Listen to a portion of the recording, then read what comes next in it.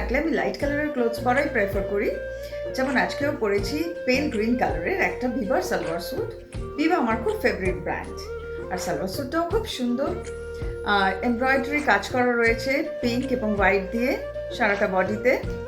আর সেই সাথে রয়েছে নেটের একটা দুপাট্টা, দুপাট্টাটারও আপনারা সাইডে দেখতে পাচ্ছেন কাজ করা। আর নেটের দুপাট্টা সেই জন্য ক্যারি করা ভীষণ ইজি। আর সাথে রয়েছে পিঙ্ক কালারের প্লাজো।